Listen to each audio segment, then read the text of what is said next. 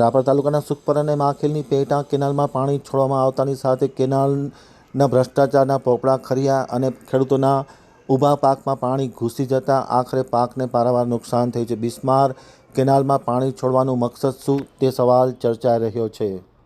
હવે જોઈએ આડેસરથી વાસીમ સિદ્દીક કોટવારનો એક વિસ્તૃત અહેવાલ। રાપર પંથકમાં જે નર્મદાની કેનાલ છે તેનું કામ અત્યંત નબળું અને બિસ્માર છે, ત્યારે આવી પરિસ્થિતિમાં માખેલ અને સુખપર નર્મદા પેટા કેનાલમાંથી આજે પાણી છોડવામાં આવી રહ્યું છે। એક તરફ કેનાલ બિસ્માર છે, બીજી બાજુ કેનાલમાં નર્મદા નિગમના અધિકારીઓ દ્વારા પાણી છોડવામાં આવતા પાણી ક્યાંક ને ક્યાંક ખેડૂતોના ઊભા પાકને નુકસાન કરી રહ્યું છે તેવી માહિતી મળવા પામી છે।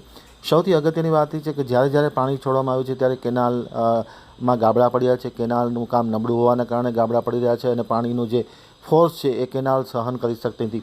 આજે પણ વિડીયોમાં જોઈ શકો છો કે કેનાલની કઈ પરિસ્થિતિ છે। આવી પરિસ્થિતિમાં નર્મદા નિગમના અધિકારીએ પોતાની આવડતનું પ્રદર્શન કર્યું હોય તેમ પાણી છોડવામાં આવતા આખરે કેનાલનું નુકસાન સ્પષ્ટપણે દેખાઈ રહ્યું છે અને પાણી વાસ્તવમાં ખેડૂતના ખેતરોમાં આડેધડ ઘૂસી ગયા છે।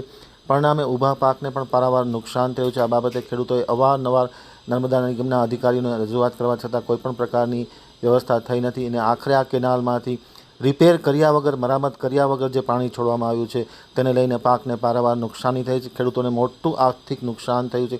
ખાસ કરીને રાપર પંથકમાં જ્યાં નર્મદાની કેનાલ બિસ્માર છે, ગાબડા પડી ગયા છે, તેવા માખેલ સુખપર સબપેટા કેનાલમાં પાણી છોડી અને ખેડૂતોને આર્થિક રીતના નુકસાન પહોંચાડ્યું છે, જેની જવાબદારી કોણ સ્વીકારશે તે યક્ષ પ્રશ્ન ચર્ચાઈ રહ્યો છે।